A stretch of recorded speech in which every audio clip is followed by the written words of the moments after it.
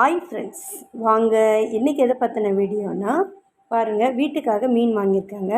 இதில் என்னென்ன மீன் இருக்குதுன்னு பார்க்கலாமா? நான் வாங்கினது பார்த்திங்கன்னா 2 விதமான மீனுங்க. அதில் ஒன்று பார்த்திங்கன்னா கடம்பா மீனுங்க. கடம்பா மீன் பார்த்திங்கன்னா எங்கள் வீட்டில் அதிகமாக போகாதுங்க.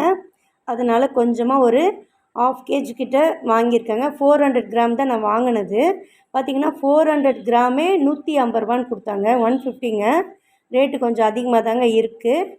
பார்த்திங்கன்னா அடை செஞ்சு சாப்பிட்லான்னு சொல்லிவிட்டு ஈவினிங் வந்து அடை செய்யலான்னு வாங்கியிருக்கேன். அப்புறம் பாருங்கள், இன்னொரு மீன் பார்த்திங்கன்னா இது பேர் வந்து நான் கவலை மீன் தாங்க நினச்சிருந்தேன். இதுக்கு பேர் வந்து மொதக்கண்டன்னு சொல்கிறாங்க.